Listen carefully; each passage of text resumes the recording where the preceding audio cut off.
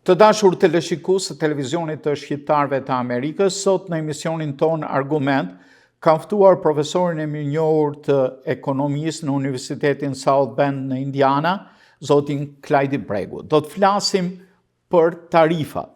A tarifat e fundit që ndryshoi presidenti Trump mbi çelikun dhe aluminin, a mund të prekin ato deg të tjera të industrisë që mund të bëjnë që të ngrihen çmimet edhe në produkte të tjera si që janë produktet ushqimore. Zoti Klajdi, presidenti Trump para 2 ditësh ngriti me 25% tarifat e çelikut dhe të aluminit me vende të tilla si Kina dhe Evropa. Qëllimi i tij, ashtu siç deklaroi edhe në takim me punëtorët e Nippon që prodhimit çelikut, është që të rrisë vendin që kanë çeliku amerikan në prodhim, por edhe të balancoj tarifat e vendeve të tjera. Por kjo ka çuar në një farë dyshimi, sidomos në industrinë e prodhimeve të konservuara, të ushqimeve, për arsye se mund të rrisë çmimin e llamarinës, së kutijave apo të kanaçeve që i quajmë ne të birrës e të tjera. A është i vërtet ky shqetësim? Po, patjetër, do të kemi parasysh që ekonomia gjatë Covidit u përmend shpesh që të theshim që janë këto zinxhirët e ekonomisë që të prodhimit, transportimit dhe të tjerë. Në fakt, ekonomia nuk është një seri zinxhirësh, është më saktë një farë rrjete, mund ta quajmë, ku çdo biznes, çdo aspekt i ekonomisë është i ndërlidhur. Dhe patjetër kur ne veprojmë diçka, ndryshojmë diçka në tregun e aluminit dhe të çelikut, atë çdo gjë tjetër që varet nga këto produkte apo nga këto të dyja, do të preket. Dhe nëse dikush përdor aluminin për të konservuar apo për të krijuar një kanaçe për një ushqim, atëherë patjetër do të kushtoj më shumë për ta dhe kjo do të reflektohet në fund edhe në çmimet e tjera. Megjithse presidenti Trump deklaron vetë që arriti fitoren sepse i tha popullit të thjeshtë, njerëzve blerësve të zakonshëm, që ai do të ulte çmimet e ushqimeve. Në këtë rast, indirekt, me gjithë dëshirën e mirë, mund të shkaktojë një fenomen negativ të rritjes së çmimit të ushqimeve dhe të produkteve të konservuara, apo jo? Po, patjetër, kryesisht unë besoj që çmimet do të ndikohen më shumë për shkak të tarifave të tjera, që janë ajo tarifa që është 10% për çdo vend tjetër, për çdo vend të botës, sepse ne çdo ushqim që do të sjellim nga jashtë, do të prodhime ushqimore do të tarifohen në 10% në mos më shumë në varësi të vendit ku vinë. Dhe kjo do të jetë ndikimi kryesor. Nëpërmjet atyre të çelikut dhe të aluminit nuk besoj do të ketë një ndikim shumë të madh, më shumë do të ketë ndikim të madh në ato industri direkte që e përdorin këto të dy elementë, sepse çfarë po ndodh? Problemi me tarifat është që ne kalojmë në një ekonomi të menaxhuar. Ajo që po ndodh është, ne po i themi atyre ju që prodhoni çelik dhe alumin, duam t'ju mbështesim. Dhe të gjithë ju të tjerët që përdorni çelikun dhe aluminin, na vjen keq, por do ta hapësoni sepse do të detyroni të paguani më shumë për këto. Normale, nuk është gjua që do përdoret në realitet kur tarifa propozohen, por ky është realiteti. Në momentin që ne ndihmojmë një industri, jemi duke dëmtuar pothuajse të gjitha industritë e tjera. Po mos është ky vetëm si element taktik ndaj qëndrimit të vendeve tjera si Bashkimi Evropian apo Kina, por të arritur një ulje të tarifave të dyanshme. Domethënë, a është më tepër kjo taktik ekonomike, form presioni, apo mund të jetë edhe e vazhdueshme, sepse presidenti Trump ndryshon shumë shpesh edhe tarifat edhe ndaj vendeve të fuqishme pasi arrin një farë arritje. Ajo, me çfarë kam kuptuar unë, ka disa elemente tarifave. Një element është që shumë deri tani janë pothuajse të gjithë dakord që një tarif rreth 10% do të jetë aty pa ndryshuar. Nuk besoj se do të ulemi më poshtë 10%. Ishte ndaj gjithë vendeve, madje edhe ndaj Shqipërisë ishte 10%. Por edhe do të qëndrojë kjo tarif sepse ka një qëllim që duket që pjesërisht qëllimi i tarifave është që të mbledhin më shumë të ardhura për shtetin. Prandaj është ky element. Ka elemente tjetër, patjetër edhe ajo që thoni ju, që përdoren tarifat si thua ngritja e tarifave, ajo që ndodhi me Europën, që Trump propozoi që të kalonin në 50% dhe në menjëherë mori një përgjigje nga Europa që ne tani duam të diskutojmë. Pra tarifat po përdoren edhe për të shtyrë këto vende, për të ardhur si thua në tavolinë, për të diskutuar, për të arritur marrëveshjet, sepse kemi parasysh që tarifat e larta që 10% dhe ato reciproke u propozuan në fillim të prillit dhe më pas dikun rreth një javë 10 ditë pas asaj u krijua një 90 ditësh që ne do të prisnim të bënim marrëveshje dhe këto u larguan, të paktën ato reciproket.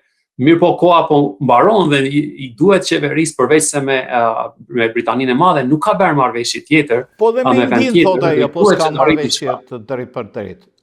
Trump thotë që ka rënë dakord edhe me vende që prodhojnë mallra të konsumit si India, vend i madh me Nuk kemi parë ndonjë gjë konkrete, të paktën nuk kam parë ndonjë gjë konkrete, patjetër ata mund të jenë në marrëveshje, është folur shpeshherë që janë 3 vende të rëndësishme me të cilat jemi gati po thuaj, këshilltar të ndryshëm të presidentit Trump nga ana ekonomisë kanë thënë gjëra të tilla, por nuk kemi parë diçka konkrete, nuk kanë dalë të bëjnë publike një marrëveshje tjetër konkrete përveç asaj me Britaninë e Madhe. Prandaj, ne parë në këtë kontekst ajo që po ndodh është që presidenti Trump i duhet diçka, pa një farë marrëveshje për shtyrjen e tarifave me Kinën, ulën tarifat e Shtetet Bashkuara nga 25% në 30%, për Kinën ulën në 10%, por gjithsesi nuk ka arritur një marrëveshje. Më pas para pak ditësh presidenti Trump foli dhe tha që Kina po e shkel marrëveshjen që ata bën, pra situata është si thua dinamike, por në njëkohësisht nuk është e lehtë dhe nuk po arrihen ato gjëra që duhet që ndoshta presidenti Trump mendonte të arriheshin dhe prandaj shikojmë edhe këto ndryshimet. Ndoshta kjo pjesa e tarifave për çelikun dhe për aluminin mund të ketë bëj pak edhe me atë që u vendos para pak ditësh, që për një ditë u eliminuan tarifat që ishin vendosur dhe ditën tjetër pastaj u bë një ndalesë ndaj eliminimit dhe ne jemi në proces tani për ankimimin e vendimit që u bë. Dhe derisa të merret një vendim nuk është e sigurt nëse këto tarifa do të munden të jenë aty apo jo. Dhe ndoshta presidenti Trump po e përdor këtë pjesën e tarifave të çelikut dhe të aluminit sepse e ka një mënyra se si ato po përdoren ose ajo pjesa ligjore nëpërmjet të cilës ato vendosen është e ndryshme nga ajo e cila u rrëzua le të themi ditët e fundit apo javën që kaloi. Dhe në këtë mënyrë nuk mund ta preki dikush këto tarifa që ai po vë mbi me sa kuptoj unë, mbi çelikun dhe mbi aluminin janë shumë të vështira për t'u hequr. Nga përveç se ndoshta nga Kongresi, nuk e di, nuk jam i sigurt për atë. Po askush tjetër nuk është mund t'i heqë. Të flasim për këtë element, se ka dhe një element juridik. Në një gjykatës ndaloi presidentin Trump për përcaktimin e tarifave, gjykata e lartë kushtetuese dha një opinion disi në favor të zotit Trump, o jo përfundimtar. A mund të ndikojnë faktorët të tillë juridik në bllokimin e presidentit Trump për vendosjen e tarifave, siç mendon ai të zgjidh politikën e tregtisë botërore me Shtetet e Bashkuara? Po patjetër që ndikojnë, duhet kemi parasysh që pavarësisht se asnjë vend nuk është perfekt, këtu në Shtetet e Bashkuara ajo ndarja e pushteteve funksionon të paktën deri diku. Dhe është shumë e rëndësishme sepse ata që e krijuan Shtetet e Bashkuara kishin shumë të qartë që duhet patur shumë kujdes që mos ketë shumë fuqi në dorën e një dege të shtetit, domethënë të themi. Dhe në këtë rast presidenti Trump ka përdorur tarifat në mënyrë shumë të gjerë që nuk janë parë në 100 vitet e fundit, pak a shumë. Dhe e parë në këtë kontekst, ajo që sistemi gjyqësor po bën këtu është, unë besoj që thjesht po funksionon. Le të vazhdoj të funksionojë sistemi gjyqësor dhe të shohim çfarë do të dalë. Shpresojmë që të funksionojë ashtu siç duhet dhe të dalë ajo që është me drejta, le të themi, në këtë rast. A shikoni këtë tarifat si problem për pengimin e tregtisë së lirë? Patjetër, është direkt është tarif, çdo tarif është kundër tregtisë të lirë, sepse do të vendos një taks për tregtinë dhe e zvoglon tregtinë, ul tregtinë. Do të kemi parasysh që në momentin që ne vëmë një tarif, nuk ndalojmë vetëm importet, ndalojmë edhe eksportet, sepse vendet e tjera e para mund të vënë një tarifa kundër nesh, por edhe nëse ato nuk vënë, kur ne blem diçka nga një vend tjetër, le të themi nga Kina, ne ju japim atyre dollar. Këto dollar do të shkojnë në Kinë dhe do të përdoren në një farë mënyre. Shpeshherë ata i përdorin për të blerë të mira nga ne, por i përdorin edhe në mënyra të tjera ku vinin investojnë në Shtetet e Bashkuara.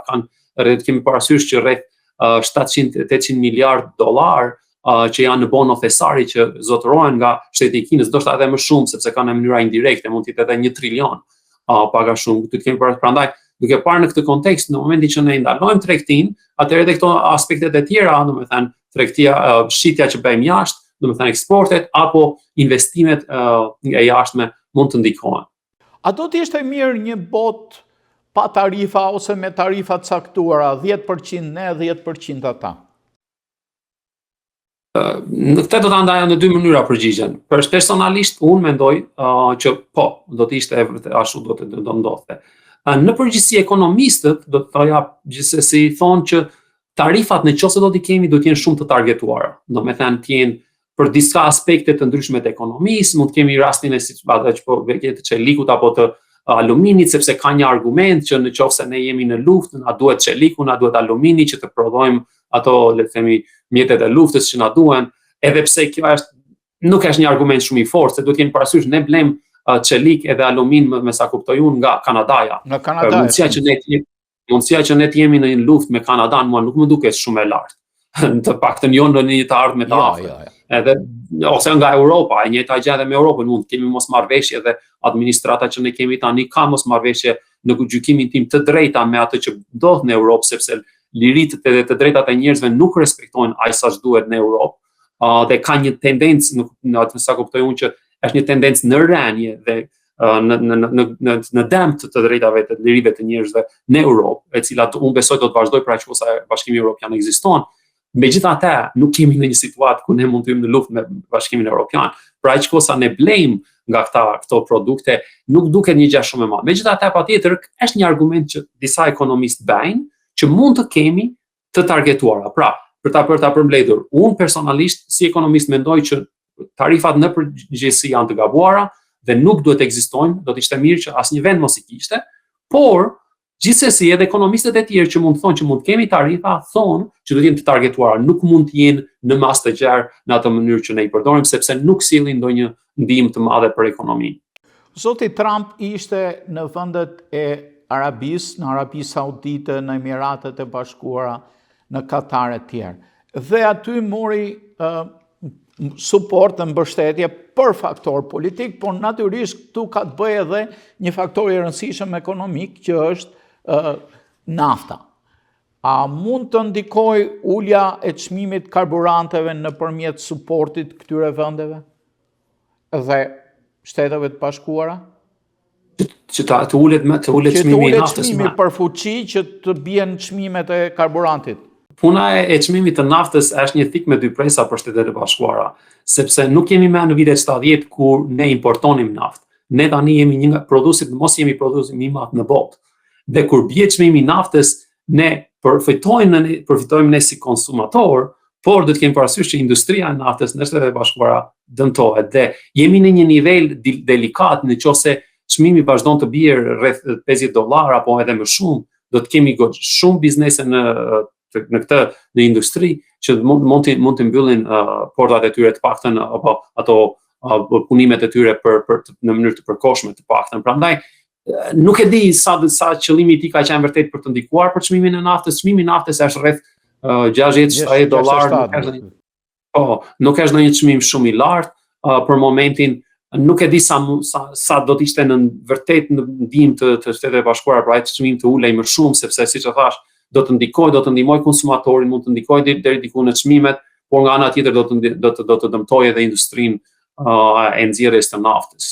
A do të çojë kjo luftë tarifash në ndryshim të strukturës së prodhimit në Shtetet e Bashkuara? Një nga qëllimet e zotit Trump, që kuptoj unë, është që të zhvillohet më tej ekonomia amerikane, mos të çohen produkte amerikane që të prodhohen në vende të ndryshme. Njëherë në një shkrim që lexova ishte si prodhoi një divan apo një koltuk, edhe këmbët prodhoheshin në Vietnam, bazamenti prodhoi në Kinë, susat prodhoheshin në një vend tjetër, lëkura prodhoi në vend tjetër, montoheshin në Shtetet e Bashkuara, dilin made in USA.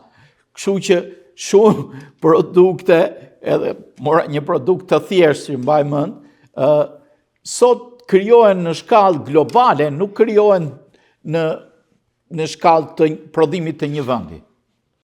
Pikërisht, në qoftë se kjo rrugë do të vazhdojë, është e sigurt që struktura e tregtisë globale do të ndryshojë. Është më së sigurt, është patjetër, sepse ky është edhe qëllimi, ashtu si dhe ju e thatë.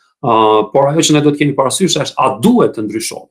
A duhet të ndryshojë. Dhe unë, meqense se ne flasim me një audiencë shqiptare, do të thoja vetëm ka gjë.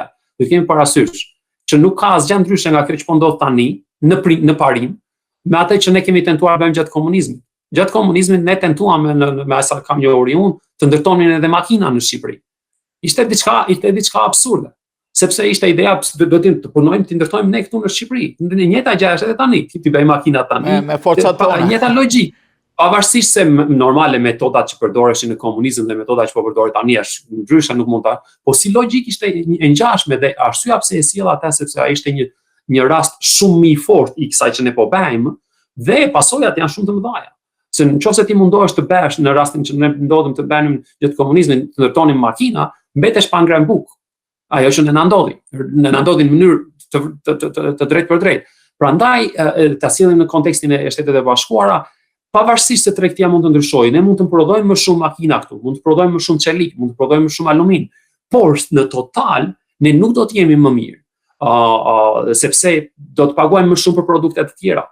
Do të paguajmë për produktet që vijnë për këto produkte dhe për produkte të tjera. Prandaj në përgjithësi, prandaj ekonomistët nuk janë dakord me këtë, sepse tregu çfarë kanë bërë, tregu ka gjetur eficienca shumë të larta, aty ku është prodhohet më mirë, më lirë, dhe i merr që aty në mënyrë që njerëzit të kenë më shumë mundësi të blejnë më shumë gjëra. Okej. Në momentin që është parimi kryesor i kapitalizmit, unë nuk jam kundër kësaj, kundër globalizmit në ekonomi. Por t'ja thonë më tepër teleshikuesve se s'kemi gjë në dorë në këtë mes. Por ideja e barazimit të tarifave, të një konkurrence të ndershme, mendoj se është ajo që është hyrë zotin Trump në këto tarifa.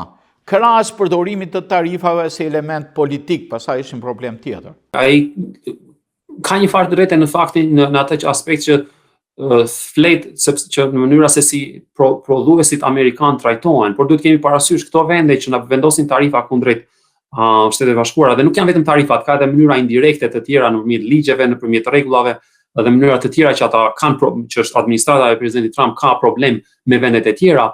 Ato vende nuk na dëmtojnë vetëm ne, dëmtojnë edhe vendet e tyre. Për ta kuptuar, po ju sjell vetëm një ekonomist francez, ka jetuar 200-300 vjet para afërsisht, Frédéric Bastiat. Ai ka shkruar një letër, e ka quajtur peticioni i qiribersëve. Edhe ideja ishte në atë kohë, ai me ironi shkruante në Francë që shteti duhet t'i detyrojë ta përmbledhë shkurt, duhet t'i detyrojë njerëzit të mbyllin dritaret gjatë ditës, sepse kur i mbyllin ata dritaret, njerëzit do të duan të blejnë më shumë qirinj, ne do të prodhojmë më shumë qirinj dhe në këtë mënyrë do të rritet industria e qirive dhe ne do të jemi më mirë si vend. Dhe është thjesht sepse ata që bëjnë qirinj nuk mund të konkurrojnë me dritën e diellit, sepse drita e diellit është e lirë. Dhe ky është absurditeti i parë në një ekstrem, mund të themi, i ndalimit të tregtisë. Është e njëjta gjë kur ne themi, nuk mund ta marrim nuk mund ta marrim një koltuk nga një vend tjetër apo nuk mund ta marrim një makinë nga një vend tjetër, sepse ne duam ta prodhojmë këtu. Logjika është e ngjashme. Pavarësisht faktit që ata mund të na vënë tarifa ne apo jo. Ata po dëmtojnë veten e tyre, na dëmtojnë dhe ne. Po kur ne i vëmë tarifa atyre, bëjmë të njëjtën gjë. Ne dëmtojmë veten tonë dhe normale do të dëmtojmë disi dhe ata. A duket kjo edhe aktualisht në tregtinë e produkteve të vogla nga kompani të tilla si Temu apo Shein, kompani kineze që shesin produkte shtëpiake ose produkte tjera online në Shtetet e Bashkuara? Po, patjetër, kjo është pjesë, janë bashkë të gjitha. Megjithatë, ajo që më ndikonte në këtë rast ishte se kishte një farë përjashtimi Detajet nuk më kujtojnë për momentin, por kishte një farë përjashtimi për disa pako që vinin në një sasi të caktuar, vlerë të caktuar dollarësh, të cilat nuk prekeshin deri para pak kohësh nga tarifat. Dhe kjo një gjë që edhe presidenti Trump e ndryshoi, sepse ju jepte një favor të madh këtyre kompanive, këto thjesht i tregtonin këtu nëpërmjet faqeve të tyre online, por gjithmonë ato vinin që nga Kina dhe kur vinin nuk vishin tarifë. Mirë po kjo ka ndryshuar me sa kam parë, me sa kam idenë unë të paktën. Kështu që patjetër që kam patur një favorizim, por ajo është thjesht pjesë, nuk ka rëndësi kush e shet Amazon apo e shet Temu ose dikush tjetër, nuk ka ndonjë ndryshim të madh. Në fundit ajo produkt vjen nga Kina. Thjesht metoda se si vjen pastaj dhe kush merr një komision në mes ndryshon. Kemi parë dhe shqetësime nga giganti i madh i produkteve, shitjes së produkteve si Walmarti, që merr një pjesë të mirë produktesh që prodhohen në Kinë për shkak të çmimit më të ulët. A mund të ketë një farë rezistence nga kompanitë e mëdha ndaj zotit Trump për shkak të situatës që krijon kjo në treg? Patjetër do të ketë, sepse këto kompani do të ndikohen. Në momentin që mos tarifat janë 30% tarifat për momentin. Pra çdo produkt që vjen nga Kina do të kushtoj 30% më shumë sot se çfarë kushtonte. Jo çdo produkt, sepse ndryshojnë disa produkte kanë tarifa të tjera, por në përgjithësi po flasim. Ato që kanë tarifa 30% dhe kishin 0, do të pagojnë 30% më shumë. Në këtë moment Walmarti është i përballur me një vendim për të marrë, të të arriti çmimin për vlerësve, apo do ta mbajnë një pjesë të tij vetë, dhe patjetër edhe një pjesë e këtij çmimi të rritur mund të mbahet edhe nga ata që e shesin nga Kina. Pra le të themi, nëse një produkt kushtonte $100, tarifa është 30, ndoshta 15 le të themi për shembull, se nuk është e thënë, mund të ndoshta mbahen nga Sibar, mbahen nga Shitsi, në atje një pjesë mund mbahet nga Walmarti, po një pjesë do të kalojë tek vlerësi.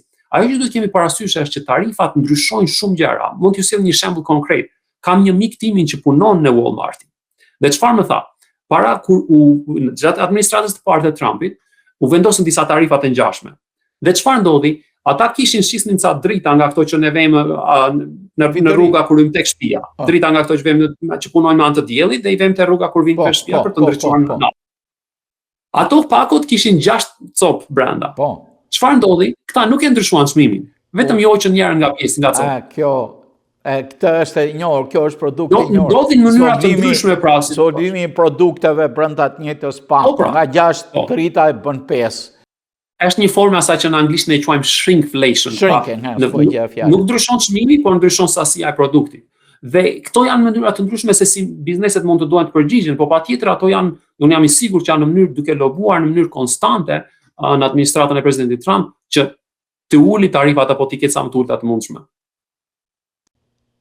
Ekonomia është një degë e vështirë, po bëhet gjithmonë më e vështirë edhe nëpërmjet tarifave, po ne duam që ekonomia e vlerësve, e teleshikuesve tanë të jetë sa më në favor të tyre. Natyrisht analizat tona sqarojnë deri diku se si mund të shkojë drejtimi i ekonomisë.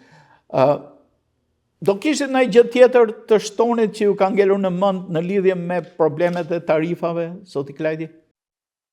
Besoj që i diskutuan pak a shumë të gjitha. Ajo që një gjë që nuk e kemi fokusuar mjaftueshëm besoj unë është kjo. Që ajo situatë që është krijuar për momentin është një situatë ku bizneset nuk kanë qartësi. Dhe është një situatë shumë e vështirë për bizneset për të marrë vendime. Ka shumë biznese me çfarë dëgjoj unë nga investitorë të ndryshëm apo nga komentatorë të ndryshëm që thjesht janë në pauzë për investimet e tyre, sepse nuk dinë çfarë po bëhet, nuk është vetëm fakti që do ketë tarifa, ne nuk e dimë çfarë tarifa do të ketë, sa do të ketë, sepse ka ndryshim gjithkohon. Dhe kjo në përgjithësi është një problem për ekonominë. Sepse ndalon investimet. Ndalon investimet dhe ndalon rritjen ekonomike. Prandaj shpresoj që sidoqë që të jetë zgjidhja, të paktën të kemi një farë zgjidhje normale që ajo që tham pak më parë unë jam për tarifa sa më të ulta të mundshme, por sidoqë të jetë zgjidhja, të paktën të ketë një zgjidhje që edhe bizneset si thua të marrin atë drejtimin që do të marrin dhe të gjejnë përgjigjet që duhet të gjejnë. Zoti Klajdi, si gjithnjë, ju falemnderit për analizën e thellë nga pikpamja ekonomike, por edhe nga pikpamja disi për teleshikuesin e zakonshëm t'ja shpjegojmë fenomenet e rëndësishme ekonomike si ndikojnë praktikisht edhe në xhepin e tyre apo në jetën e tyre. Edhe njerë ju falemderit për praninë tuaj në studio, miru takofshim në emisionet të tjera. Faleminderit ju. Të dashur teleshikues të televizionit të Shqiptarëve të Amerikës, ne këtu i dham fund emisionit ton Argument, me të ftuarin ton në studio, zotin Klajdi Bregu, folëm mbi tarifat e presidentit Trump dhe ndikimin në jetën e përditshme dhe në xhepin e konsumatorëve. Miru takofshim.